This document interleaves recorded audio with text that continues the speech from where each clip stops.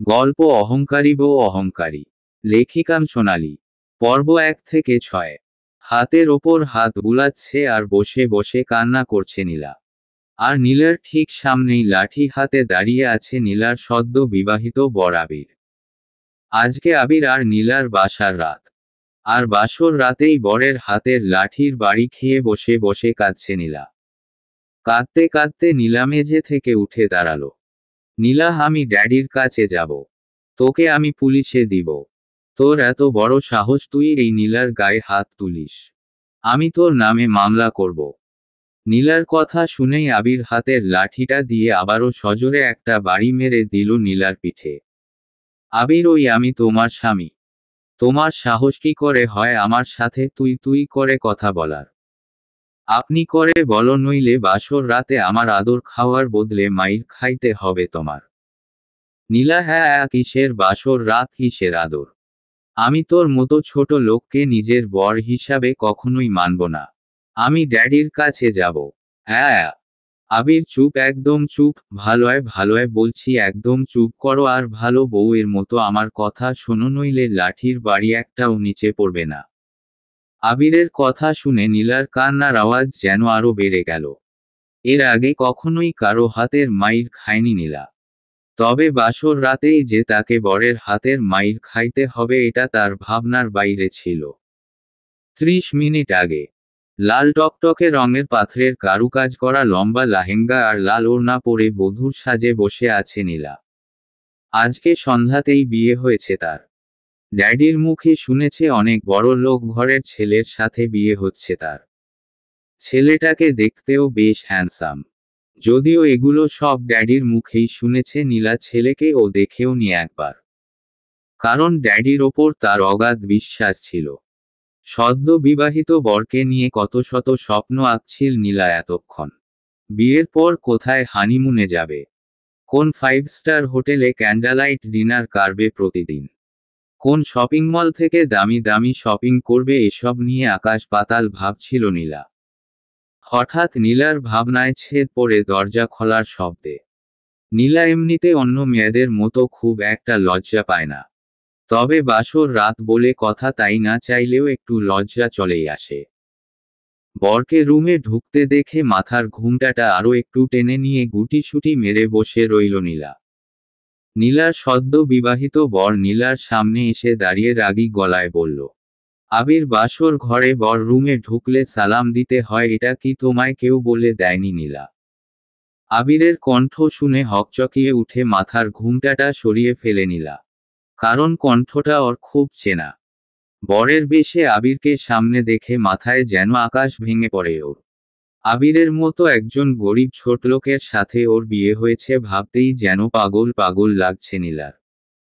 নীলা দ্রুত বিছানা ছেড়ে নিচে নেমে অবাক হয়ে বলল, নীলা, আবির, তুমি এখানে? আমার বর কোথায়?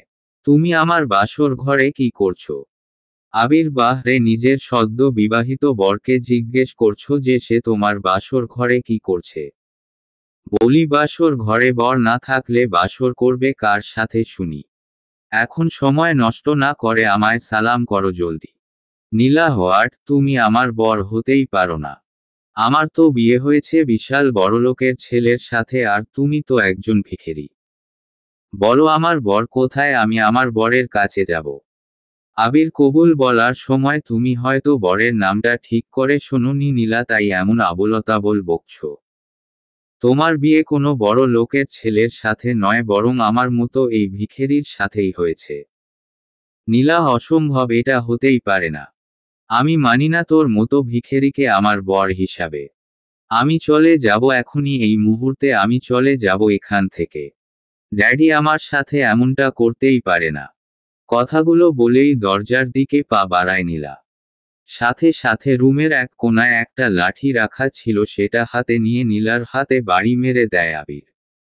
লাঠির বাড়ি খেয়ে চিৎকার দিয়ে নিচে বসে পড়ে নীলা। তারপরের ঘটনা তো প্রথমেই বলা হলো। আবির ওইভাবে বসে বসে ন্যাকা কান্না না করে এখানে এসে আমার পা টিপো জলদি। বিছানার ওপর শুয়ে পড়ে নীলার দিকে তাকিয়ে ওপরের কথাটা বলল আবির। আবিরের কথা শুনে নীলা কাঁদতে কাঁদতে নাক টেনে টেনে বলল, নীলা, আমি পা টিপতে পারবো না। আমি ড্যাডির কাছে যাব। তোকে আমি পুলিশে দিব, তুই মিথ্যে বলে আমায় বিয়ে করেছিস। তোকে আমি স্বামী বলে মানি না। নীলার কথা শুনে লাঠিটা হাতে নিয়ে আবির রাগী গলায় বলল। আবির, তবে রে 2টা বাড়ি খেয়ে পেট ভরেনি তাই না? আরো কয়েকটা লাগাবো নাকি? কথাটা বলেই বাড়ি মারার জন্যে লাঠিটা উঁচু করে ধরল আবির। সাথে সাথে ভয়ে চোখ বন্ধ করে নীলা চিৎকার করে বলল, নীলা, দিচ্ছি দিচ্ছি, আমি পা টিপে দিচ্ছি, আর মেরো না প্লিজ। আবির, এই তো আমার ভালো বউ। তাহলে আর বসে না থেকে এসো, কাজে লেগে পড়ো। কথাটা বলেই বিছানায় গিয়ে শটাং হয়ে শুয়ে পড়ল আবির। না চাওয়া সত্ত্বেও বাধ্য হয়ে নাক টানতে টানতে আবিরের কাছে গিয়ে আবিরের পা টিপতে লাগলো নীলা। পা টিপছে আর নাক টেনে টেনে কান্না করছে নীলা। সেদিকে আবিরের কোনো খেয়াল নেই, সে আরামে শুয়ে থেকে বউয়ের পা টিপে দেওয়ার মজা উপভোগ করছে। বেশ কিছুক্ষণ পা টেপার পর নীলার এক হাত ধরে হেঁচকা টান দিল আবির। আচমকা হাতে এমন টান পড়ায় তাল সামলাতে না পেরে আবিরের বুকে আছড়ে পড়ল নীলা। সাথে সাথে আবির নীলাকে শক্ত করে জড়িয়ে ধরল। আবির, ওই একদম নড়াচড়া করবা না, আমি এখন ঘুমাবো। নীলা, ঘুমাবি তো ঘুমা না, আমাকে ছাড়। ব্যাটা ছোট লোক, আমি তোর সাথে ঘুমাবো না। আবির, লাঠিটা কি তাহলে আবার আনবো? ভালোয় ভালোয় আমায় ঘুমোতে দাও, আর নিজেও ঘুমাও, নইলে সারারাত ধরে না ঘুমিয়ে আমার পা টিপতে হবে আর লাঠির বাড়ি খেতে হবে তোমার। আবিরের কথা শুনে শব্দ করে কাঁদতে লাগলো নীলা। নীলা, হো ড্যাডি গো, আমায় এই ছোটলোকের কাছ থেকে নিয়ে যাও, আমি এর সাথে থাকবো না। আবির, ওই চুপ, একদম চুপ, নইলে মাথার ওপর তুলে একটা আছাড় মারবো বলে দিলাম। চুপ করে ঘুমাও বলছি, কালকে আবার আমাদের আসল বাড়ি যেতে হবে তোমায়। আবিরের কথা শুনে নাক টেনে ধরা গলায় নীলা বলল, নীলা, আসল বাড়ি মানে? এটা কার বাড়ি তাহলে? আবির, তোমার কি মনে হয় নীলা আমার মতো একজন গরিব মানুষের বাড়ি এটা হবে? আরে, এটা তো আমি একদিনের জন্যে ভাড়া নিয়েছি তোমায় বিয়ে করব বলে। কালকে তোমার আমার আসল বাড়িতে যাব আমরা, আমার কুঁড়ে ঘরে। এখন ঘুমাও তো। আবিরের কথা শুনে নীলার মাথায় যেন আকাশ ভেঙে পড়ল। ওর মতো এমন বড় লোকের একমাত্র মেয়ে কিনা কুঁড়ে ঘরে থাকবে। ভাবতেই অবাক লাগছে নীলার। কিন্তু লাঠির বাড়ি খাওয়ার ভয় কিছু বলারও সাহস পাচ্ছে নাও। তাই মনে মনে বুদ্ধি করল আবির ঘুমোলে ও চুপি চুপি উঠে পালিয়ে যাবে। মনে মনে এসব ভেবে ঘুমিয়ে পড়ার ভান ধরল নীলা। আবিরও নীলাকে পরম যতনা বুকে জড়িয়ে নিয়ে ঘুমিয়ে পড়ল। মাঝরাতে আস্তে করে চোখ খুলে আবিরের দিকে তাকালো নীলা। যখন বুঝতে পারল আবির বিভোরে ঘুমাচ্ছে তখন খুব সাবধানে বিছানা ছেড়ে নেমে গেল নীলা। তারপর ধীর পায়ে দরজার দিকে পা বাড়ালো। মাঝরাতে আস্তে করে চোখ খুলে আবিরের দিকে তাকালো নীলা।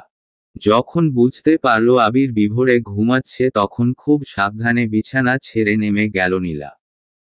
তারপর ধীর পায়ে দরজার দিকে পা বাড়ালো। দরজার কাছে গিয়ে দরজার লক খোলার জন্যে হাত বাড়াতেই নীলার হাতটা খপ করে ধরে ফেলল আবির। আবির, কি হলো জানেমান, সদ্য বিবাহিত স্বামীকে ছেড়ে বাসর রাতে বাসর না করেই পালিয়ে যাচ্ছ? এটা কি করে মেনে নেই বলো? নীলাকে স্বামী কিসের স্বামী? আমি তোর মতো একটা ছোট লোককে কখনোই আমার স্বামী হিসাবে মানব না। আমার স্বামী হওয়ার কোনো যোগ্যতাই নেই তোর মাঝে। কথাটা বলার সাথে সাথে নীলার গালে ঠাস করে একটা চর বসিয়ে দিল আবির। আবিরের চর খেয়ে ফ্লোরে পড়ে গেল নীলা। আবির নীলার কাছে এগিয়ে গিয়ে নীলার চুলের মুঠি ধরে নিজের দিকে ঘুরালো। আবির, স্বামী হিসাবে যখন মানতেই পারবি না তাহলে আমার সাথে ভালোবাসার নাটক করেছিলি কেন? কেন গ্রাম থেকে আসা একটা সহজ সরল ছেলের বুকে ভালোবাসার তীর মেরেছিলি? কেন আমি বারবার ইগনোর করা সত্ত্বেও আমার পিছু ঘুরে ঘুরে আমার মনে ভালোবাসার ফুল ফুটিয়েছিলি? আর কেনই বা বিনা দোষে তোর জন্যে আমায় জেল খাটতে হয়েছিল? উত্তর দে আমায়। কথাগুলো বলেই আবারও নীলার গালে থাপ্পড় মারল আবির। আবিরের হাতের মার খেয়ে নীলার ঠোঁট কেটে গিয়ে রক্ত পড়তে শুরু করল। নীলা গালে হাত দিয়ে কেঁদে চলেছে একাধারে। নীলার ঠোঁটে রক্ত দেখে নীলাকে কোলে তুলে নিল আবির। নীলাও মাইর খাওয়ার ভয় আর কিছু বলছে না। কোলে করে বিছানায় এনে বসিয়ে দিল নীলাকে আবির। তারপর নীলার ঠোঁটের কাটা জায়গাটা পরিষ্কার করে দিয়ে আলতো করে একটা চুমো একে দিয়ে গম্ভীর গলায় বলল, আবির ঘুমিয়ে পড়ো, সকাল সকাল ঘুম থেকে উঠে রওনা দিতে হবে। আবিরের কথা শুনে নীলা চিল্লিয়ে কিছু বলতে যাবে তার আগেই আবির রাগী গলায় বলে উঠল, আবির আর একটা কথা বললে তোমার জন্যে ব্যাপারটা খুব খারাপ হয়ে যাবে নীলা। ভালো ব্যবহার করছি বলে ভেবো না আমি সেই আগের মতোই ভালো ও সহজ সরল ছেলে হয়ে আছি। আমার খারাপ রূপটা দেখতে না চাইলে চুপচাপ ঘুমিয়ে পড়ো। আবিরের কথা শুনে আর কিছু বলার সাহস হলো না নীলার। নীলা বাধ্য মেয়ের মতো শুয়ে ঘুমিয়ে পড়ল। আর আবির চলে গেল বেলকুনিতে। বেলকুনির গ্রিল ধরে আকাশের দিকে তাকিয়ে আছে আবির। চোখ থেকে ঝরে পড়ছে কষ্টের অশ্রুধারা। আকাশের দিকে তাকিয়ে 1.5 বছর আগের অতীতে ডুব দিল আবির। ভাঙ্গা হাট। 1.5 বছর আগে গ্রাম থেকে খুব ভালো রেজাল্ট নিয়ে ঢাকা শহরে কলেজে পড়ার জন্যে চোখে হাজার স্বপ্ন নিয়ে আসে আবির। আবিরের মা আবির ছোট থাকতেই মারা যান। সৎমা আবিরকে কষ্ট দিবে ভেবে আবিরের বাবা আর বিয়ে শাদী করেন না। সারাদিন রিকশা চালিয়ে কোনো রকমে বাপ ছেলে মিলে সুখেই ছিল আবিরের বাবা আর আবির। আবিরের বাবা অনেক পড়াশোনা জানা ভালো শিক্ষিত লোক হলেও কেন জানে না সে কোনো চাকরি করত না। বরং রিকশা চালিয়ে যা রোজগার করত সেটা দিয়েই বাবা ছেলের বেশ ভালোভাবেই চলে যেত। বাবার কষ্ট হবে ভেবে আবির ঢাকায় পড়াশোনা করতে চায়নি। কিন্তু ওর বাবার জোরাজুরিতেই ঢাকার কলেজে ভর্তি হওয়ার জন্যে রাজি হয় আবির। গ্রাম থেকে ঢাকায় এসে নিজেকে খুব অসহায় লাগতো আবিরের কাছে। কিন্তু বাবার স্বপ্ন পূরণ আবিরকে করতেই হবে। বাবাকে যে খুব বেশি ভালবাসতো আবির। ঢাকায় আসার পর আবিরের বাবার পরিচিত একজন লোকের বাসায় ওঠে আবির। লোকটা বেশ ভালো ছিল। আবিরকে সে অনেক ভালবাসতো। ঢাকায় এসে ঢাকার একটা নামিদামি কলেজে ভর্তি হয় আবির। রেজাল্ট ভালো থাকায় খুব একটা কষ্ট করতে হয় না ওর। আর আবির ঢাকায় এসে যার বাসায় ওঠে তার সাথে কলেজের প্রিন্সিপালের ভালো সম্পর্ক থাকায় আরও একটু উপকার হয় আবিরের। প্রথম দিন কলেজের জন্যে একটা ঢোলা শার্ট ঢোলা প্যান্ট মাথার চুলে তেল লাগিয়ে চুল আছড়ে রেডি হয়ে নেয় আবির। তারপর কলেজে চলে যায়। কলেজের সবাই আবিরকে দেখে বেশ হাসাহাসি করে। এক একজন এক এক রকম অপমানজনক কথাও বলে। কিন্তু আবির সেগুলো গায়ে না লাগিয়ে মনোযোগ দিয়ে পড়াশোনায় ব্যস্ত হয়ে পড়ে। আবিরের তখন মাথায় একটাই চিন্তা ছিল আর সেটা হলো বাবার স্বপ্ন ওকে যে করেই হোক পূরণ করতে হবে। ঢাকা শহরে আসার পর প্রায় 2 মাস কেটে যায় আবিরের। এর মাঝে আবির শহরে থেকে নিজেকে ঢাকা শহরের সাথে অনেকটাই মানিয়ে নেয়। নিজের ড্রেসআপও অনেকটাই চেঞ্জ করে ফেলে। আবিরকেও তখন অনেকটাই স্মার্ট লাগতো। কিন্তু আবির কলেজের কারো সাথে কথা বলতো না। সব সময় পড়াশোনার মাঝে নিজেকে ডুবিয়ে রাখত। আবিরকে দেখতে 5 ফুট 10 ইঞ্চি হাইট, গায়ের রং উজ্জ্বল শ্যাম, মায়াবী চোখ, চৌকা নাক আর মুখে সব সময় মিষ্টি হাসি। আবিরের চেহারাতেই ছিল একটা নিষ্পাপ ভাব। আর বেশ হ্যান্ডসামও। পড়াশোনায় ভালো হওয়ায় অনেক মেয়েই আবিরের সাথে প্রেম করার জন্য এগিয়ে এসে কথা বলতে চাইতো কিন্তু আবির সব সময় নিজেকে গুছিয়ে নিত সবার থেকে। কখনো কোনো মেয়ের সাথে ইচ্ছা করে কথা বলতো না। একদিন আবির কলেজের গেট দিয়ে কলেজে ঢুকতেই একটি মেয়ে দৌড়ে এসে আবিরের ওপর আছড়ে পড়ে। ঘটনার আকস্মিকতায় কিছু বুঝে ওঠার আগেই মেয়েটিকে নিয়ে নিচে পড়ে যায় আবির। হাতে বেশ ব্যথাও পায় আবির। কিন্তু সেদিকে পাত্তা না দিয়ে মেয়েটির দিকে না তাকিয়েই নিজের থেকে তাড়াতাড়ি মেয়েটিকে সরিয়ে দিয়ে উঠে দাঁড়ায় আবির। তারপর অন্য দিকে ঘুরে সরি বলেই হনহনিয়ে সেখান থেকে চলে যায় আবির। আবির চলে গেলেও পিছনে থাকা মেয়েটা এটা মানতে পারে না যে ওকে কেউ ইগনোর করে চলে গেল। ঢাকার বিশিষ্ট শিল্পপতির একমাত্র সুন্দরী মেয়ে নীলা। যেমন তার রূপ তেমনই তার অহংকারে ভরা। আর রাগটা যেন তার আকাশ ছোঁয়া। ওর দিকে না তাকিয়ে এভাবে চলে যাওয়াকে মেনে নিতে পারে না নীলা। রাগে ফোঁসফোঁস করতে থাকে ও। আর তখনই নীলার বান্ধবী অনু আর আঁখি এসে বলে, অনু কি রে নীলা এটা কি হলো বলতো? তোর দিকে একবার ফিরেও তাকালো না ছেলেটা। আহারে, আমাদের তো ভাবতেই অবাক লাগছে, তোকে দেখেও না দেখার মতো করে চলে গেল। এই তোর রূপের বাহার। বান্ধবীদের কথায় মাথায় যেন রক্ত উঠে যায় নীলার। নীলা, ওই গেও ভূতটার এত বড় সাহস, ও আমাকে ইগনোর করে। এই নীলাকে ইগনোর করে। ওকে তো আমি মেরাই ফেলবো। আখি মেরে ফেললেই কি সব ঠিক হয়ে যাবে বল? ওই ছেলেটা তো তোকে দেখে এমন ভাব করলো যেন তোর রূপে ওর কিছু যায় আসে না। নীলা, তাহলে আমি ওকে হাত পা ভেঙে কলেজ থেকে বের করে দেওয়ার ব্যবস্থা করব। অনুতাতে কি তোর অপমানের প্রতিশোধ নেওয়া হবে বল? বরং সবাই বলবে গ্রামের একজন গেও ভূত তোর মতো রূপতীকে পাত্তাই দেয়নি। বান্ধবীদের কথায় রাগে যেন নিজের মাথার চুল ছিঁড়তে ইচ্ছা করছে নীলার।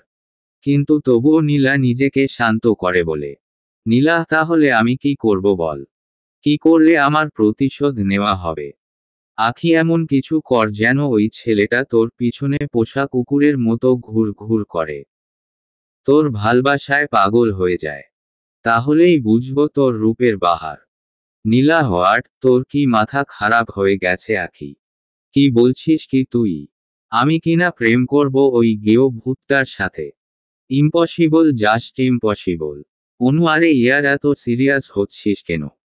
আমরা তো তোকে বলিনি ওর সাথে সত্যি সত্যিই প্রেম করতে। তুই শুধু ওর সাথে এমন কিছু কর যেন ও তোর প্রেমে পড়ে। পড়াশোনায় ভালো বলে খুব অহংকার ওই ছেলেটার। ওর সব অহংকার ভেঙে দে। আর যখন ও তোর পিছু পিছু ঘুরবে তখন অপমান করে তাড়িয়ে দিবি, সিম্পল। বান্ধবীদের কথায় কিছু একটা ভাবে নীলা। তারপর বাঁকা হেসে বলে, নীলা, ইয়েস, তোরা ঠিক বলছিস। আমি সত্যিই তাই করব। ওই গেও ভূতটাকে আমার পিছনে কুকুরের মতো দৌড় করাবো আমি। তারপর আমার এই অপমানের প্রতিশোধ নিব। আর এটা আমার চ্যালেঞ্জ। এই নীলার চ্যালেঞ্জ এটা। ওই ঘটনার পর থেকেই নীলা আবিরের সাথে ভাব করার অনেক ট্রাই করে, কিন্তু আবির পড়াশোনা ছাড়া কিছুই বুঝতো না। তাই নীলার দিকে তেমন গুরুত্ব দিত না। এটাতে নীলার রাগটা যেন আরো বেশি বেড়ে যায়। নীলা ভাবতে থাকে কি করে এই আবিরকে নিজের ফাঁদে ফেলা যায়। ভাঙ্গা হাট। 1 মাস পর আবির লাইব্রেরিতে বসে বই পড়ছিল। তখনই নীলা গিয়ে আবিরের সামনে দাঁড়ায়। নীলা, হাই আবির, আপনার সাথে একটু কথা ছিল। যদি কিছু মনে না করেন আপনার পাশে কি একটু বসতে পারি? নীলার কথা শুনে এক নজর নীলার দিকে তাকিয়ে মাথা নাড়িয়ে সায় দেয় আবির। নীলা আবিরের পাশে বসে মিষ্টি হেসে বলে, নীলা, আসলে আবির, আমি শুনেছি আপনি নাকি কলেজে সবার চাইতে পড়াশোনায় অনেক ভালো। বাট আমার মাথায় না এই পড়াশোনার প্যারাটা একদমই ঢুকছে না। আপনার যদি ফ্রি সময় থাকে তাহলে আপনি কি আমাকে একটু টিউশনি পড়াতে পারবেন? আপনাকে ভালো বেতন দিব। নীলার কথা শুনে আবিরের মুখে হাসি ফুটে ওঠে। কারণ আবিরও চাইছিল কোনো একটা টিউশনি জোগাড় করতে। কারণ ঢাকা শহরে থাকার খরচা অনেক বেশি। যে খরচা দিতে গিয়ে ওর বাবার অনেক কষ্ট হয়ে যাচ্ছে। তাই আবির কিছু না ভেবেই রাজি হয়ে যায়। আবির, জি পারবো। তবে আমি বিকেল 4:00টা থেকে 5:00টার মধ্যে পড়াতে পারবো। আপনার কি সময় হবে তখন? নীলা, কেন হবে না, অবশ্যই হবে, আমি তো এই সময়েরই অপেক্ষাই করছিলাম। আবির, মানে ঠিক বুঝলাম না। নীলা, ও কিছু না। তাহলে আপনি আজকে বিকেল থেকেই পড়ানো শুরু করুন। আমি আপনাকে পিক করে নিয়ে যাব। আপনার অ্যাড্রেসটা দিন। আবির, না না, তার কোনো দরকার হবে না। আপনি বলুন আপনি কোথায় পড়বেন, আমি সেখানে সময় মতো চলে যাব ইনশাআল্লাহ। তারপর নীলা নিজের বাসার ঠিকানা আবিরকে দিয়ে দেয়। নীলার বাবা বিজনেসের কাজে দেশের বাইরে থাকায় নীলার আরও একটু সুবিধা হয়। আবিরের মতো নীলার মাও ছোটবেলায় মারা গেছেন। তাই নীলাদের বাসায় কাজের লোক ছাড়া আর কেউ থাকতো না। বিকেল 4:00টার সময় নীলার বাসার সামনে পৌঁছে যায় আবির। নীলাদের বাসার সামনে পৌঁছে একদম হাঁ হয়ে যায় আবির। বিশাল বড় নীলাদের বাড়ি, আর গেট দিয়ে ঢুকতেই 4-5টা প্রাইভেট গাড়ি দেখতে পায় আবির। বিশাল বড় দোতলা বাসা, বাসার সামনে অনেকটা বাগানের মতো করে ফুল গাছ লাগানো। আবির বেশ কিছুক্ষণ চারিদিকে চেয়ে চেয়ে দেখতে থাকে। হঠাৎ নীলার ডাকে ধ্যান ভাঙে আবিরের। নীলা, আবির স্যার, আপনি এসেছেন। আসুন আসুন, ভিতরে আসুন। নীলার ডাকে পিছনে ফেরে আবির। নীলা কালো রঙের একটা সালোয়ার কামিজ পরে হালকা সাজে সেজে আছে, চুলগুলো ছেড়ে রাখা। অনেক সুন্দর দেখতে লাগছে নীলাকে। আবির নীলার দিকে কিছুক্ষণ তাকিয়ে থেকে চোখ নামিয়ে নেয়। তারপর নীলার সাথে ভিতরে চলে যায় পড়ানোর জন্যে। নীলা বেশ ভালোভাবেই পড়তে থাকে আবিরের কাছে। ওকে দেখে বা ওর কথা শুনে মনেই হয় না যে ও এত বড় লোক পরিবারের মেয়ে। ড্রেস আপও পরে একদম সাদাসিধা। নীলার এমন ভালো আচরণ আর অহংকার মুক্ত দেখে আবিরের মনে একটা ভালো লাগার সৃষ্টি হয় নীলার জন্যে। পড়ানো ছাড়াও নীলা দিনে 4 থেকে 5 বার ফোন করে কথা বলে আবিরের সাথে। এমনকি অনেক কেয়ারও করতে থাকে আবিরের। মাস শেষে 10,000 টাকা তুলে দেয় আবিরের হাতে। আবির নিজে থেকে কখনো টাকা চায় না, কিন্তু নীলা এমন ভাব করে যেন সে আবিরের কষ্ট কমানোর জন্যে এমন করছে। এভাবেই কেটে যায় 3 মাস। আবির আর নীলা এখন অনেকটাই কাছাকাছি চলে আসে। একদিন ছুটির দিনে নীলা আবিরকে ফোন করে ওর বাসায় ডাকে। আবিরও খুশি হয়ে চলে যায় নীলার বাসায়। আবিরকে অবাক করে দিয়ে নীলা খাঁটি বাঙালি মেয়েদের মতো করে শাড়ি পরে হালকা সাজে সামনে আসে আবিরের। আবির নীলাকে দেখে একদম পাথর হয়ে যায়। এমনিতেই আবিরের মাঝে ভালো লাগা কাজ করত নীলার জন্যে, কিন্তু সেই ভাল্লাগাটা যে কখন ভালোবাসা হয়ে যায় আবির জানতি না। লাল বাইরের সাদা শাড়ি সুন্দর করে গ্রামের মতো করে পরেছে নীলা। সাথে কানে বড় বড় এক জোড়া ঝুমকা, চোখে গাঢ় করে কাজল, কপালে ছোট্ট একটি লাল টিপ, গলায় লাল পাথরের নেকলেস, চুলগুলো খোপা করে তাতে লাল টকটকে গোলাপ গুজে রেখেছে নীলা। ঠোঁটে পড়েছে গাঢ় করে লাল লিপস্টিক, হাত ভর্তি লাল সাদা মিক্সড চুড়ি। সব মিলিয়ে একদম অসাধারণ দেখতে লাগছে ওকে। আবির নীলাকে এমন সাজে দেখে নিজের জায়গাতেই যেন জমে গেছে। নীলা গুটি গুটি পায়ে আবিরের সামনে এসে দাঁড়ায়। আবির এখনো যেন কোনো ঘোরের মাঝে রয়েছে। নীলা আবিরের সামনে হাতের চুড়িগুলো বাজিয়ে বলে ওঠে, নীলা, কি হলো? আবির কিছু বলবে না আমায়? শুধু কি হা করে দেখেই যাবে? আমার বুঝি লজ্জা করছে না? নীলার কথায় ধ্যান ভাঙে আবিরের। আবির বেশ কিছুটা লজ্জা পেয়ে নীলার দিক থেকে চোখ নামিয়ে নেয়। তারপর হালকা কেশে বলে, আবির, আমায় তুমি ডেকেছ কেন নীলা? আর তুমি আমায় স্যার না ডেকে নাম ধরে ডাকছো কেন, তাও আবার তুমি তুমি করে? আবিরের কথায় নীলা লজ্জা পাওয়ার ভাব করে বলে, নীলা, তুমি কি সত্যিই বুঝতে পারছো না আবির? তাহলে শোনো, আমি তোমায় ভালোবাসি আবির। কলেজে প্রথম দেখাতেই তোমার প্রেমে পড়ে যাই আমি। আমার মন প্রাণ আমার অস্তিত্ব জুড়ে শুধু তোমারই বসবাস। প্লিজ আবির, আমায় ফিরিয়ে দিও না। আজকের এই সাজ আমি শুধু তোমার জন্যে, আমার আবিরের জন্যে সেজেছি। প্লিজ আবির, আমার ভালোবাসা গ্রহণ করো। তুমি আমায় গ্রহণ না করলে যে আমার আত্মহত্যা করা ছাড়া কোনো উপায় থাকবে না। নীলার কথা শুনে আবির মুখটা শুকিয়ে যায়। কারণ আবিরও যে এই কদিনে নীলাকে ভালোবেসে ফেলেছে। আবিরে, তুমি কি বলছো নীলা? এটা হয় না। কথায় তুমি আর কোথায় আমি? আমি সামান্য একটা রিকশাওয়ালার ছেলে। আর তুমি এত বড় লোকের একমাত্র মেয়ে, আমার সাথে তোমায় কিছুতেই যায় না নীলা। এটা অসম্ভব। আবিরের কথা শুনে চট করে আবিরকে জড়িয়ে ধরে নীলা। নীলার এমন আচরণে অবাক হয়ে যায় আবির। নীলা, প্লিজ আবির, এভাবে বলো না। তোমার জন্যে আমি সব করতে পারি। আমি আমার সব কিছু ছেড়ে তোমার সাথে চলে যাব। দরকার হলে এক বেলা খাবো তো এক বেলা না খেয়ে থাকবো। তবুও আমি তোমায় চাই আবির। নইলে আমি বাঁচতে পারবো না, তোমায় ছাড়া মরে যাব আমি। নীলার কথা শুনে আর না করতে পারে না আবির। আবিরও নীলাকে বুকে জড়িয়ে নেয়। তখনও আবির জানতো না তার জন্যে নীলা ঠিক কি প্ল্যান করে রেখেছে। এভাবেই কেটে যায় আরো 10 দিন। এই 10 দিনে নীলা পুরোপুরি ভাবে আবিরের বিশ্বাস জিতে নেয়।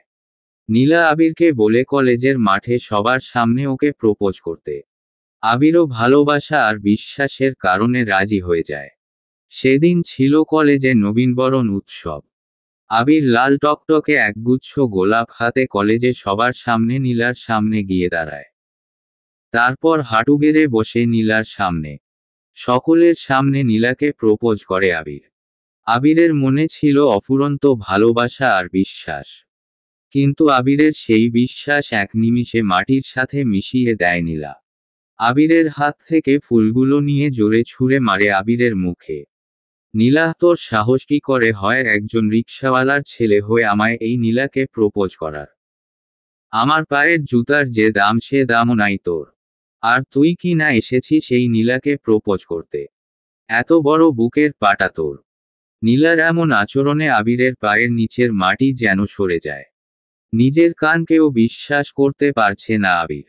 আবির, এসব তুমি কি বলছো নীলা? তোমার কি শরীর খারাপ লাগছে? কি হয়েছে জান, তুমি এমন কোনো করছো? Neela, how dare you, you idiot! তোর সাহস হয় কি করে আমার সাথে তুমি করে কথা বলার, আমার নাম ধরে ডাকার? তোর চাইতে আমার বাসার চাকর চাকরানিও বেশি বড়লোক, আর তুই কি না এসেছিস আমায় প্রপোজ করতে? নীলা কথাগুলো বলতে বলতে সেখানে এসে হাজির হয় 4-5 জন পুলিশের লোক। পুলিশকে দেখে নীলা বলে, নীলা স্যার, আপনারা এসেছেন, আমি আপনাদের ফোন করেছিলাম। এই যে গেও ছেলেটাকে দেখছেন, এই ছেলেটা আমার দামি গলার হার চুরি করেছে। আপনি একে গ্রেফতার করুন। ওর পকেট চেক করলে আপনারা হারটা পেয়ে যাবেন। নীলার কথায় যেন মাথায় আকাশ ভেঙে পড়ে আবিরের। কারণ নীলা যখন আবিরকে বলে কলেজের মাঠে ওকে প্রপোজ করার জন্যে, তখন নীলা একটা দামি হার আবিরকে দিয়ে বলে ওটা যেন আবির নিজের কাছে রাখে, কলেজে আসলে নিয়ে নিবে। আবির তখন ভাবতেও পারেনি নীলা ওর সাথে এমনটা করবে। পুলিশের লোকেরা আবিরের পকেট থেকে হারটা পায় আর আবিরকে গ্রেফতার করে নিয়ে যায়। যাওয়ার সময় আবিরের চোখ থেকে টপ টপ করে পানি পড়ছিল। বিশ্বাস ভাঙার কষ্টটা যে কতটা বেশি আবির সেটা বুঝতে পেরেছিল। কিন্তু কলেজের মাঠ জুড়ে তখন পড়েছিল হাসাহাসির রোল। জেলখানাতে থাকা অবস্থায় নীলা আসে আবিরের কাছে।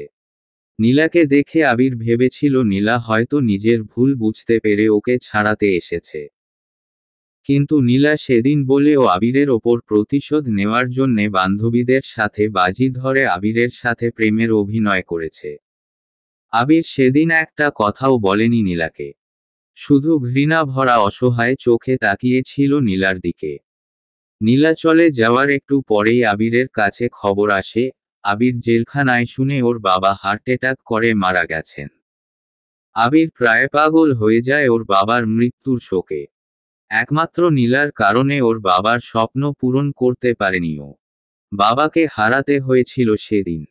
সেদিন আবির মনে মনে প্রমিজ করে নীলার সব অহংকার ও চুরমার করে দিবে। নীলাকে ও একজন প্রকৃত বাঙালি বউ বানাবে। বেলকুনিতে দাঁড়িয়ে অতীতের সেই কথাগুলো নিয়ে ভাবছিল আবির। আবিরের চোখ দুটো বার ভিজে যাচ্ছিল অসম্ভব কষ্টে। ভোর 4:30। মুখের ওপর ঠান্ডা পানির ঝটকা লাগায় ঘুম ভাঙে নীলার। ঘুম ভাঙতেই লাফিয়ে উঠে বসে নীলা। তারপর চোখ ডলতে ডলতে বলে, how dare you, you stupid! কি করলে কি এটা? এভাবে আমার মুখে পানি ছুঁড়ে মারার মানে কি? নীলার কথা শুনে গ্লাস হাতে নীলার পাশে বসে বাঁকা হেসে আবির বলল, মনে হচ্ছে কাল রাতের কথাগুলো সব ঘুমের ঘোরে ভুলে গেছো, তাই না নীলা? ওকে গুড, তুমি চাইলে আমি আবারও মনে করিয়ে দিতে পারি। কথাগুলো বলেই হাতে গত রাতের সেই লাঠিটা উঠিয়ে নিল আবির। আবিরের হাতে লাঠি দেখে রাতের কথা সব মনে পড়ে গেল নীলার। ভয়ে নীলা শুকনো ঢোক গিলে বলল, কি করবে তুমি আমাকে এত রাতে ঘুম থেকে তোলার মানে কি? এত রাত নয়, বরং ভোর বলো। আর আমি তোমায় তুলেছি কারণ তুমি এখন ফ্রেশ হয়ে এসে নামাজ পড়বে। তাই যাও, বিছানা থেকে নেমে কাপড় পাল্টে অজু করে এসে নামাজ পড়ো। আবিরের কথা শুনে নীলা ভ্রু কুঁচকে বলল, নামাজ? কিন্তু আমি তো জীবনেও কখনো নামাজ পড়িনি, আর নামাজ পড়তেও জানি না। আমি নামাজ পড়ব না, আমি ঘুমাবো। কথাটা বলেই যেই না শুয়ে পড়তে নিল নীলা, সাথে সাথে আবির নীলার পিছনে একটা বাড়ি মেরে দিল। নীলা চিৎকার করে উঠে নাকে কাঁদতে শুরু করল। নীলার কান্না দেখে আবির রাগী গলায় বলল, আমি 1 থেকে 5 পর্যন্ত গুনব। এর মাঝে তোমাকে বিছানা ছেড়ে নেমে ওয়াশরুমে যেতে হবে অজু করার জন্যে। তা না হলে এটার বাড়ি একটাও নিচে পড়বে না। আবিরের কথা শুনে ঠোঁট উল্টে ন্যাকা কান্না শুরু করল নীলা। আবির সেদিকে গুরুত্ব না দিয়ে 1 2 3 গুনতে শুরু করল। সাথে সাথে নীলা লাঠির বাড়ি খাওয়ার ভয় খাট থেকে নেমে ওয়াশরুমে দৌড় দিল।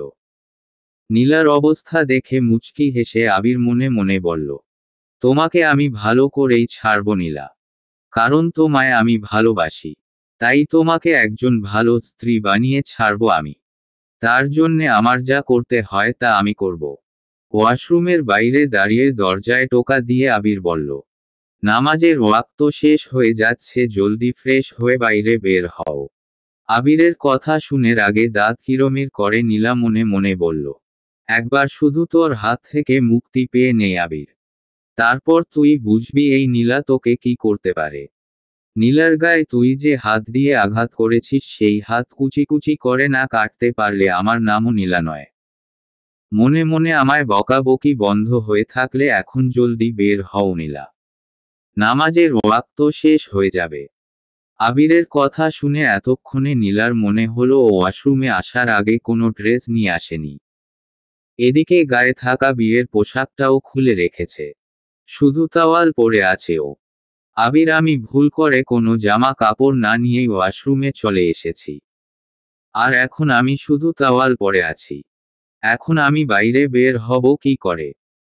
নীলার কথা শুনে আবির তার ব্যাগ থেকে একটি অনেক সুন্দর সুন্নতি পোশাক আর পাজামা ওড়না বের করে এনে ওয়াশরুমের দরজায় টোকা দিয়ে বলল, দরজাটা একটু খোলো, আমি তোমার জন্যে পোশাক এনেছি, সেগুলো নিয়ে পরে নাও। ভয় নেই আমার, এখন তোমাকে দেখার মতো মুড নেই, তাই সময় নষ্ট না করে পোশাকটা নাও। আবিরের কথা শুনে না চাওয়া সত্ত্বেও হালকা একটু দরজা খুলল নীলা। তারপর আবিরের হাত থেকে এক ঝটকায় কাপড়গুলো নিয়েই দরজা লাগিয়ে দিল। নীলার এমন করা দেখে মুচকি হাসল আবির। নীলা কাপড়গুলো ভালো করে দেখে নাক ছিটকে বলল, ছি, কি এগুলো? এই 2 পয়সার পোশাকগুলো কে পরবে? আমি বাবা এসব পরতে পারবো না। আমার জিন্স আর টপস কই? আজ থেকে তুমি এগুলোই পরবে নীলা। একজন মুসলমান মেয়ের এটাই হলো আসল পোশাক। জিন্স টপসের কথা ভুলে যাও। ইম্পসিবল, আমি এগুলো কিছুতেই পরতে পারবো না। আমার জিন্স আর টপসই চাই। ওকে ফাইন, তোমাকে কিছুই পরতে হবে না, তুমি তাওয়াল পরেই বাইরে এসো। তারপর কাল রাতে যেটা হয়নি সেটা এখন করব। কাল রাতে যেটা হয়নি মানে? কিসের কথা বলছো আবির? কিসের আবার কাল রাতে? তো আমাদের বাসর রাত ছিল। তো কাল রাতে যখন সেটা হয়নি, তাই আমি ভাবছি তুমি যখন ওই কাপড়গুলো পরবেই না তাহলে তো তোমায় তাওয়াল পরেই থাকতে হবে। আর তাওয়াল পরেই বাইরে বের হতে হবে। তাহলে আমিও তোমার সাথে নিজের বাসরটা সেরে নিব, কি বলো? বাইরে থেকে আবিরের কথা শুনেই চোখ বড় বড় করে চিৎকার করে নীলা বলে উঠল, পড়ছি পড়ছি, আমি এখনই এগুলো পড়ছি। এই তো গুড গার্ল। এখন তাড়াতাড়ি ওগুলো পরে অজু করে এসো, নামাজ পড়ে নাও জলদি। আবিরের কথা শুনে নীলা আর কোনো উপায় না পেয়ে আবিরের দেওয়া পোশাকগুলো পরে নিল। তারপর অজু করে বাইরে বেরিয়ে এলো। নীলাকে এখন দেখতে একদম অন্য রকম লাগছে। ঢিলেঢালা হলুদ রঙের সুন্নতি পোশাক, সাথে মাথায় সুতি পাতলা ওড়না। একদম ভদ্র ও নেককার মেয়ের মতো সুন্দর লাগছে দেখতে। আবির বেশ কিছুক্ষণ নীলার দিকে তাকিয়ে থেকে বলে উঠল, এখন যাও, ওইখানে জায়নামাজ রাখা আছে, নামাজ পড়ে নাও। আরিবের হাতে এখনো সেই লাঠিটা আছে। যেটা দেখে নীলা আর কিছু বলার সাহস পেল না। তাই বাধ্য মেয়ের মতো জায়নামাজ বিছিয়ে নামাজ পড়তে বসল। ছোটবেলায় নীলার মা বেঁচে থাকতে নীলাকে অজু করা, নামাজ পড়া সব শিখিয়েছিলেন, তাই নামাজ পড়তে খুব একটা অসুবিধা হলো না নীলার। নামাজের মাঝে ঘুমে বারবার ঢুলে ঢুলে পড়তে নিল নীলা, কিন্তু পড়ল না। এটা দেখে আবির অন্য দিকে তাকিয়ে হালকা হাসল। তারপর মনে মনে বলল, আজ তুমি ঘুমের ঘোরে আমার মাইর খাওয়ার ভয় অনিচ্ছায় নামাজ পড়লে। খুব তাড়াতাড়ি তোমার জীবনে সেই দিন আসবে যেদিন তুমি ইচ্ছাকৃতভাবে নামাজ পড়বে, তাও আল্লাহর ভয়ে, ইনশাআল্লাহ। কথাগুলো আনমনে ভেবেই মিষ্টি করে হাসল আবির। নীলার নামাজ শেষ হলে নাক ফুলিয়ে জায়নামাজের ওপরেই বসে রইল নীলা। নীলাকে বসে থাকতে দেখে আবির বলল, এভাবে বসে না থেকে উঠে নিজের সব জিনিসগুলো গুছিয়ে নাও। তারপর টেবিলে শুকনো খাবার রাখা আছে, সেগুলো খেয়ে নাও। আমাদের বের হতে হবে, বাড়ি যেতে হবে তো। আমি কোথাও যাব না। আমি বাসায় যাব, আমার ড্যাডির কাছে যাব। তোকে আমি পুলিশে দেব, খুন করব তোকে আমি। চুপ, একদম চুপ, নইলে এমন মাইর দিব না যে নিজের নামটাও ভুলে যাবে। প্রস্তুত হয়ে নাও, সামনে তোমাকে নতুন জীবন পার করতে হবে, যে জীবন তোমার জন্যে মোটেও ভালো হবে না। চুপ, একদম চুপ, নইলে এমন মাইর দিব না যে নিজের নামটাও ভুলে যাবে। প্রস্তুত হয়ে নাও, সামনে তোমাকে নতুন জীবন পার করতে হবে, যে জীবন তোমার জন্যে মোটেও ভালো হবে না। আবিরের ধমক খেয়ে চুপসে গেল নীলা। কারণ আবিরের হাতে থাকা লাঠিটা দেখে ভয় বারবার ঢোক গিলছে নীলা। নীলা আর কথা না বাড়িয়ে চুপচাপ এসে টেবিলে রাখা খাবারের প্যাকেটগুলো খুলল। প্যাকেটের মাঝে রুটি আর আলুর দম দেখে নাক ছিটকে বলে উঠল নীলা, এমা, ছি, এগুলো কি খাবার?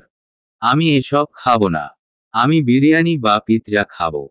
এমন ছোটলোকের খাবার আমার বাসার দারোয়ানও খায় না। চুপ! আর একটা বাজে কথা বলবে তো তোমার না খেয়েই থাকতে হবে সারাদিন। পৃথিবীতে কত শত মানুষ আছে যারা এক টুকরো রুটির জন্যে সব সময় চেয়ে থাকে, হাহাকার করে, কিন্তু তাদের কপালে সেটাও জোটে না। ভালোয় ভালোয় এগুলো খেয়ে নাও, নইলে সারাদিন না খাইয়েই রাখবো। আবিরের কথা শুনে নীলা ঠোঁট উল্টে রাগী গলায় বলল, আমি না খেয়েই থাকবো, তবুও এই ছোটলোকদের খাবারগুলো আমি খাবো না। নীলার কথা শুনে আবিরের রাগ হলেও নিজেকে শান্ত রেখে বাঁকা হেসে বলল, ঠিক আছে, যেমন তোমার ইচ্ছে মাই ডিয়ার ওয়াইফ। তাহলে তুমি রেডি হয়ে নাও, আমি ততক্ষণে খাবারটা খেয়ে নেই। কথাটা বলেই নীলাকে পাশ কাটিয়ে রুটি আর আলুর দমগুলো নিয়ে খেতে শুরু করলো আবির। নীলা আবিরের দিকে তাকিয়ে নাক ছিটকে মনে মনে বলল, ছোটলোক একটা, তারপর সেখান থেকে সরে অন্য দিকে ঘুরে বসল। আবির সেদিকে খেয়াল না দিয়ে নিজের মতো খেতে বসল। খাওয়া শেষ করে বড় একটা ঢেকুর তুলল আবির। তারপর ঘড়ির দিকে তাকিয়ে বলল, এই রে, দেখতে দেখতে সকাল 8:30 বেজে গেছে। গ্রামে পৌঁছাতে পৌঁছাতে তো দুপুর হয়ে যাবে। কথাটা বলেই ব্যাগের কাছে এগিয়ে গেল আবির। তারপর ব্যাগ থেকে একটা কালো ঢিলেঢালা বোরখা বের করে নীলার সামনে এনে বলল, এই নাও নীলা, তাড়াতাড়ি এটা পরে নাও। আমাদের এখনই গ্রামের উদ্দেশ্যে রওনা হতে হবে। আবিরের কথা শুনে 2 আঙুল দিয়ে বোরখাটা ধরে নীলা নাক মুখ কুঁচকে বলল, কি এটা? কি এটা মানে কি নীলা? তুমি একজন মুসলমানের মেয়ে হয়ে বোরখা চেনো না? এটা বোরখা যেটা তুমি এখন থেকে পরবে। হোয়াট আর ইউ ক্রেজি আবির? আমি এই নীলা কিনা এমন একটা কালো আলখাল্লা পরব? অসম্ভব আবির! আমি এটা কিছুতেই পরতে পারবো না। কিন্তু পরতে তো তোমাকে হবেই নীলা। আর এটা শুধু আজ নয়, বরং সব সময়ই বাইরে যাওয়ার সময় পরতে হবে তোমায়। কারণ আমি চাই না আমার একমাত্র আদরের বউ এর সৌন্দর্য আমি ছাড়া অন্য কেউ দেখুক। তাই বেশি কথা না বলে দ্রুত এটা পরে রেডি হয়ে নাও, আমাদের দেরি হয়ে যাচ্ছে। কিছুতেই না, আমি মরে গেলেও এই আলখাল্লাটা পরব না। কিছুতেই না, কিছুতেই না, কিছুতেই না। এতটুকু বলেই বোরখাটা দূরে ছুঁড়ে ফেলল নীলা। সাথে সাথে নীলার গালে থাপ্পড় বসিয়ে দিল আবির। আবিরের থাপ্পড় খেয়ে বিছানায় মুখ থুবড়ে পড়ল নীলা। তখনই নীলার হাত ধরে টেনে তুলে আবির বলল, ভালোয় ভালোয় কথা বললে তোর গায়ে লাগে না তাই না? তোর সাহস কি করে হয় বোরখাটা ছুঁড়ে ফেলার? তুই জানিস না পর্দা মুসলিম নারীদের জন্যে ফরজ করা হয়েছে? আর তুই কি না সেই পর্দা করার বস্তুকে ছুঁড়ে ফেলছিস? আজকের পর আর কখনো বোরখার সাথে এমন অবমাননা করলে তুই ভাবতেও পারবি না আমি তোর কি হাল করব। পর বলছি এটা। জলদি করে পরে নে। আবিরের হাতের থাপ্পড় খেয়ে ভা ভা করে কাঁদতে লাগলো নীলা। তারপর আর কোনো উপায় না পেয়ে বোরখাটা পরে নিল। আর মনে মনে বুদ্ধি পাকালো, একবার শুধু এই বাসা থেকে বের হয়ে নেই, তারপর তোকে কি করে শায়েস্তা করতে হয় আমি দেখে নিব আবির। তোকে যদি আমি গণপিটুনি খাইয়ে মারতে না পারি তাহলে আমার নামও নীলা নয়। মনে মনে কথাগুলো ভাবতেই আবির নীলার দিকে তাকিয়ে বলে উঠল, তোমার সে আশায় বালি মাই সুইট হার্ট। তুমি ভুল করেও ভেবো না যে এই বাসা থেকে বেরিয়ে তুমি কোনো সিন ক্রিয়েট করবে। তাহলে তোমার জন্যে ব্যাপারটা একটুও ভালো হবে না। কারণ তুমি এখন যে ড্রেসটা পরে আছো বোরখার নিচে, সেই ড্রেসটার ভিতরে চেনের ভিতর 2টা তেলাপোকা আর 6-7টা চেল্লা ভরে রাখা আছে। তুমি যদি রাস্তায় একটুও বাড়াবাড়ির চেষ্টা করো তাহলে আমি এই ছোট্ট রিমোটটা টিপে দিব। আর সেগুলো চেনও খুলে বেরিয়ে তোমার সারা শরীরে দৌড়ে বেড়াবে। আবিরের কথা শুনে ভয়ে জোরে একটা চিল্লানি দিল নীলা। নীলার চিল্লানি থামানোর জন্যে আবির হঠাৎ করেই নীলার ঠোঁটে ঠোঁট বসালো। তারপর নীলা কিছুক্ষণ করে শান্ত হলে নীলাকে ছেড়ে দিয়ে আবির বাঁকা হেসে বলল, আগে বললেই হতো যে তুমি এখন বরের আদর খেতে চাও, শুধু শুধু এমন চিল্লানোর কি ছিল।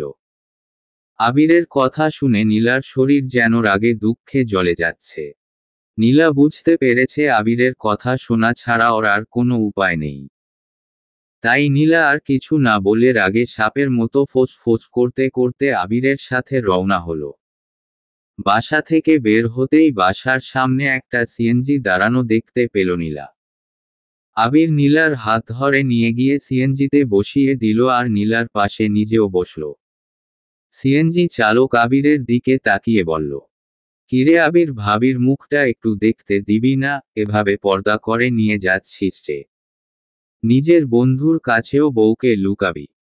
লোকটির কথা শুনে আবির নীলার দিকে তাকিয়ে বাঁকা হেসে বলল, কি করব বল, আমার বউটা না অনেক পর্দাশীলা, অনেককার, তাই স্বামী ছাড়া নিজের সৌন্দর্য আর কারো কাছে প্রকাশ করতে চায় না।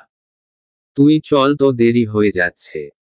আবিরের কথা শুনে রাগে ফোঁস করতে করতে নীলা কিছু বলবে আর তখনই আবির হাতের রিমোটটি নীলাকে দেখালো। সাথে সাথে ভয়ে চুপসে গেল নীলা। আর চুপচাপ স্থির হয়ে বসে রইল। প্রায় 3 ঘন্টা জার্নি করার পর গ্রামে এসে পৌঁছালো আবির নীলাকে নিয়ে। সিএনজি থেকে নেমে সিএনজি চালককে চলে যেতে বলল আবির। তারপর নীলার হাত ধরে নিয়ে হাঁটতে শুরু করল। নীলার যেন নিজেকে বন্দি পাখি মনে হচ্ছে। ভয়ে কিছু বলতেও পারছে না। কারণ আবির বারবার নীলাকে ওই রিমোট টেপার হুমকি দিচ্ছে। এদিকে গরমে ঘামে একাকার অবস্থা নীলার। একটুখানি পথ হেঁটেই ধপ করে নিচে বসে পড়ল নীলা। তারপর কাঁদো কাঁদো গলায় বলল, আমি আর হাঁটতে পারবো না, আমার পা ছিলে গেছে। ওমাগো! নীলাকে বসতে দেখে আবির হাঁটু ভেঙে বসে নরম গলায় বলল, সরি সোনা, খুব কষ্ট হচ্ছে তাই না? কিন্তু কি করব বলো, এটা তো গ্রাম, এখানে তো তোমায় আমি কোলেও নিতে পারবো না। লোকে খারাপ বলবে। তাই আর একটু কষ্ট করে হাঁটো, আমরা প্রায় এসেই গেছি। আবিরের কথা গায়ে কাটার মতো বিঁধছে নীলার, কিন্তু ভয় কিছুই বলতে পারছে না। এদিকে দুপুরও গড়িয়ে যাচ্ছে, প্রচণ্ড রোদ উঠেছে। আবির নীলার হাত ধরে আবারও হাঁটতে শুরু করল। কিছুক্ষণের মাঝে একটি নিরিবিলি জায়গায় একটা বাড়ির সামনে গিয়ে পৌঁছালো ওরা। বাড়িটির আশেপাশে কোনো বাড়ি নেই। আছে বেশ দূরে দূরে। বাড়িটা টিনের তৈরি হলেও অসম্ভব সুন্দর ও বড় বাড়ি। গেইটের তালা খুলে নীলাকে নিয়ে ভিতরে গেল আবির। তারপর ভিতর থেকে গেইটে তালা আটকে দিল। রঙিন টিন দিয়ে বাংলা করে তোলা 4 রুম বিশিষ্ট বাড়ি। বাড়িটির ডুয়া মেঝে প্লাস্টার করা। ঘর থেকে বেরিয়ে ডান পাশেই রয়েছে রান্নাঘর। আর বাম পাশে বাথরুম ও টয়লেট। বাড়ির উঠোনটা অনেক বড়। উঠোনের এক পাশে বড় বড় 2টি ছাউনিওয়ালা খাঁচা। সেগুলো খালি, হয়তো হাঁস মুরগির খাঁচাগুলো। উঠোনের আরেক পাশে অনেকগুলো ফুল ও পাতাবাহার গাছ লাগানো। বাড়ির পিছনে নানা রকমের ফলমূল ও সবজির বাগান। সাথে বড় একটা পুকুর। পুকুরে হয়তো মাছও আছে। গেইটে তালা দিয়ে নীলার দিকে তাকিয়ে আবির নিজের হাতের রিমোটটা তুলে ধরে তাতে টিপ দিয়ে বলল, এই নাও সুইটহার্ট, আমি রিমোটটি টিপে দিয়েছি। আবিরের বলতে দেরি, কিন্তু নীলার চিৎকার করে নিজের বোরখা খুলে ছুটাছুটি করতে দেরি হলো না। নীলা চিৎকার করতে করতে নিজের বোরখা খুলে ছুঁড়ে ফেলে জামা খোলার জন্যেও পাগল হয়ে গেল। ওর যেন কোনো হুঁশই নেই, ভয় আবির হাসতে হাসতে গিয়ে নীলাকে বুকের মাঝে জড়িয়ে ধরে বলল, শান্ত হও নীলা, শান্ত হও, এই জামার মাঝে কিছু নেই। আমি তোমায় এমনিই ভয় দেখিয়েছি। শান্ত হও। আবিরের কথা শুনে ছোটাছুটি বন্ধ করে শরীরের সব শক্তি দিয়ে আবিরকে ধাক্কা দিয়ে নিজের থেকে সরিয়ে দিল নীলা। তারপর কাঁদতে কাঁদতে দাঁত কিরমির করে বলল, আবির, তুই কাল থেকে আমার সাথে যে অন্যায়গুলো করে চলেছিস তার শাস্তি তুই পাবি। আমি তোকে ছাড়ব না। আর একটু হলে আমি সত্যিই হার্ট অ্যাটাক করে মারা যেতাম। তুই কেন করলি আমার সাথে এমন? আমি ড্যাডির কাছে যাব, থাকবো না তোর সাথে এক মুহূর্তও না। নীলার কথা শুনে আবির শান্ত গলায় বলল, সরি সুইটহার্ট, তুমি তো আমার কাছ থেকে আর কোথাও যেতে পারবে না। তোমার ইচ্ছা হোক আর অনিচ্ছা, তোমাকে আমার কাছে এখানেই থাকতে হবে, আর আমি যা বলবো সে মতোই চলতে হবে। কারণ তোমার পালানোর সব রাস্তা আমি বন্ধ করে রেখেছি। আবিরের কথা শুনে রাগে ফোঁস ফোঁস করতে লাগলো নীলা। আবির সেদিকে পাত্তা না দিয়ে বারান্দায় রাখা চেয়ারে গিয়ে পায়ের ওপর পা তুলে বসে বলল, আবির, সাপের মতো ফোঁস করা হয়ে গিয়ে থাকলে রুমে যাও। তারপর ওয়াশরুমে গিয়ে কাপড় পাল্টে অজু করে নামাজ পড়তে বসো। জোহরের ওয়াক্ত পার হয়ে যাচ্ছে। নীলা, যাব না আমি রুমে, পড়ব না আমি নামাজ। ছোট লোকের বাচ্চা, ছোট লোক, তোকে আমি দেখে নিব। একবার শুধু তোর কাছ থেকে রক্ষা পেয়ে নেই, তারপর বুঝবি এই নীলা কি জিনিস। নীলার মুখে ছোটলোকের বাচ্চা কথাটা শুনে মাথায় রক্ত উঠে গেল আবিরের। আবির চেয়ার ছেড়ে দৌড়ে এসে নীলার চুলের মুঠি ধরে বলল, আবির, আজকে একবার শুনলাম তোর মুখে এই ভাষা। দ্বিতীয়বার এই ধরনের ভাষা শুনলে তোর জিভ টেনে ছিঁড়ে ফেলবো আমি। ভুলে যাস না আমার বাবা তোর শ্বশুর হয়। কথাটা মনে রাখবি তো ভালো। নইলে তুই ভাবতেও পারবি না তোকে আমি কি হাল করব। আর একটা কথা কান খুলে শুনে রাখো নীলা, এই বাড়িতে তোকে যদি আমি খুন করেও ফেলে রাখি কেউ জানবেও না। তাই আমি যেভাবে বলবো সেভাবে চলবি। নইলে তোর জন্যে মোটেও ভালো হবে না। কথাগুলো বলেই নীলাকে ধাক্কা দিয়ে ছেড়ে দিল আবির। নীলা বুঝতে পারল আবিরের কথা শোনা ছাড়া ওর আর কোনো উপায় নেই। তাই বাধ্য হয়েই নাক ফুলিয়ে ঘরে চলে গেল। ঘরে গিয়ে সারা রুমটায় চোখ বুলালো নীলা। রুমটা অনেক সুন্দর করে সাজানো, গোছানো ও পরিপাটি। কিন্তু তবুও নীলার পছন্দ হলো না। কারণ নীলার তো দালান কোঠায় থেকে অভ্যাস এমন টিনের ঘরে নয়। একটু পর রুম থেকে বেরিয়ে আবিরের সামনে এসে রাগী গলায় নীলা বলল, নীলা, আমি গোসল করব। আবির, গোসল করবে ভালো কথা, তো তোমায় ধরে রেখেছে কে শুনি? সামনেই তো ওয়াশরুম আছে, গোসল করো গিয়ে। আমাকে বলার কি আছে? নীলা, গোসল করে পরব কি আমি? আমার ড্রেস কোথায়? আবির, ও তাই বলো, আমি তো অন্য কিছু ভেবেছিলাম। আচ্ছা চলো আমার সাথে। কথাটা বলেই নীলার হাত ধরে নিয়ে রুমে গেল আবির। তারপর আলমারি খুলে নীলাকে বলল, আবির, এখানে তোমার জন্যে অনেক জামাকাপড় আর শাড়ি রাখা আছে, যেটা খুশি পরতে পারো। নীলা ঈশ্বস, এগুলো জামাকাপড় হলো? সবগুলোই তো কেমন ঢিলেঢালা ছোটলোকদের পোশাক। আমি জিন্স আর ফতুয়া পরব। আবির একবার বললে কি তোমার কথা গায়ে লাগে না নীলা? নাকি তুমি কানে কম শোনো? তোমায় আমি কাল রাতে বলেছি না যে তোমার আর ওইসব জামাকাপড় পরা চলবে না? তোমাকে এগুলোই পরতে হবে এখন থেকে। তা না হলে কিছু না পরেই থাকো, আমার কোনো সমস্যা নাই। কথাটা বলেই বাঁকা হাসল আবির। আবিরের কথা শুনে নীলা নাক ছিটকিয়ে আবিরের দিকে তাকিয়ে কয়েকটা জামা কাপড় আর তাওয়াল নিয়ে ওয়াশরুমে চলে গেল। ওয়াশরুমটা অনেক সুন্দর, একদম শহরের মতো ভিতরটা। খুব সুন্দর টাইলস করা। ওয়াশরুমের ভিতর নীলা যে যে জিনিস ব্যবহার করে সব আছে। বডি ওয়াশ থেকে শুরু করে নীলার পছন্দের শ্যাম্পুও। নীলা কিছুটা অবাক হয়ে গোসল করতে শুরু করলো আর মনে মনে ফোন দিয়ে আঁটতে শুরু করলো এখান থেকে কি করে পালানো যায়। গোসল শেষ করে জামা কাপড় পরতে গিয়ে থমকে গেল নীলা। কারণ ও আবিরের ওপর রাগ করে ভুলে জামা না এনে পেটিকোট, ব্লাউজ আর একটা খয়েরি রঙের শাড়ি নিয়ে চলে এসেছে। কি করবে ভাবতে ভাবতে সেগুলোই পরে নিল নীলা। কি আজব ব্যাপার, সব কিছুই নীলার সাইজের। নীলার গায়ে একদম ফিট হয়েছে। নীলা ধীরে ধীরে বাইরে বেরিয়ে এলো। আবির বারান্দাতেই বসেছিল। নীলা বের হতেই বেশ কিছুক্ষণ নীলার দিকে হা করে তাকিয়ে রইল আবির। নীলা মাথা নিচু করে দাঁড়িয়ে আছে। কিছুক্ষণ তাকিয়ে থেকে জোরে শব্দ করে হো হো করে হাসতে লাগলো আবির। কিছুক্ষণ হাসার পর হাসি থামিয়ে আবির বলল, আবির তুমি এটা কি পরেছ নীলা? এটাকে শাড়ি পরা বলে নাকি কাপড় পেঁচানো? হা হা হা। আবিরের কথা শুনে নীলা ঠোঁট উল্টে রাগী গলায় বলল, নীলা আমি কি কখনো নিজে নিজে শাড়ি পরেছি নাকি? আমি শাড়ি পরতে পারি না। তাই যেভাবে পেরেছি সেভাবে পরেই বেরিয়ে এসেছি। আগে কখনো শাড়ি পরলে পার্লার থেকে লোক এসে আমায় শাড়ি পরিয়ে দিত। নীলার কথা শুনে আরো কিছুক্ষণ হেসে নিয়ে আবির নীলার কাছে এগিয়ে গিয়ে নীলাকে আচমকাই কোলে তুলে নিল। নীলা চিৎকার দিতে চাইলে আবির চোখ গরম করে নীলার দিকে তাকালো। ভয়ে নীলা আর কিছু বলল না। নীলাকে কোলে নিয়ে গিয়ে রুমে নামিয়ে দিল আবির। তারপর নীলার দিকে তাকিয়ে নরম গলায় বলল, আবির শাড়িটা খোলো নীলা। আবিরের কথা শুনে বড় বড় করে আবিরের দিকে তাকিয়ে নীলা বলল, নীলা শাড়ি খুলবো মানে? কি বলতে চাও তুমি? আবির আরে বাবা তুমি যা ভাবছো তা নয়। তুমি শাড়িটা পরতে পারোনি। তাই শাড়িটা খোলো আমি ঠিক করে পরিয়ে দিচ্ছি তোমায়। নীলা তুমি শাড়ি পরাতে পারো। আবির হুমুম আমি সব পারি। এখন কথা না বাড়িয়ে শাড়িটা খোলো তো দেখি। আর ভয় নেই আমি কিছু দেখব না। আর দেখলেই বা আমিই তো তোমার একমাত্র বর। কথাটা আস্তে করে বলল আবির। আবিরের কথা শুনে নীলা ভ্রু কুঁচকে বলল, নীলা কিছু বললে?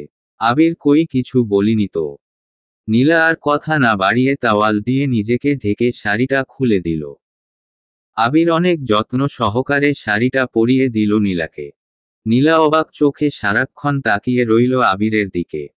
শাড়ি পরানো শেষ হলে গম্ভীর গলায় আবির বলল, আবির অনেক বেলা হয়ে যাচ্ছে নামাজটা পড়ে নাও। আমিও গোসল করে আসছি। কথাটা বলে আবির চলে যেতেই নীলা পুরো রুমে গেটের চাবি খুঁজতে শুরু করল। আবির গোসল করছে আর অতীতের কথাগুলো নিয়ে ভাবছে। এদিকে নীলা পুরো রুম তন্ন তন্ন করে চাবি খুঁজতে খুঁজতে হয়রান হয়ে গেল। কিন্তু চাবিটা রুমের কোথাও নেই। তখনই নীলার খেয়াল হলো আবির তো বাইরে ছিল, তাহলে চাবিটা হয়তো বাইরে আছে। কথাটা মনে হতেই ছুটে বাইরে চলে এলো নীলা। বাইরে সব জায়গায় খুঁজতে খুঁজতে চাবিটা বারান্দার এক পাশে বেড়ার সাথে গোজা অবস্থায় পেল নীলা। নীলার মুখে ফুটে উঠল বিজয়ের হাসি। নীলা চাবিটা নিয়ে দ্রুত এগিয়ে গেল গেইটের কাছে। যত তাড়াতাড়ি সম্ভব নীলাকে পালাতে হবে এখান থেকে। তারপর তালা খুলতে ব্যস্ত হয়ে পড়ল নীলা। চলবে।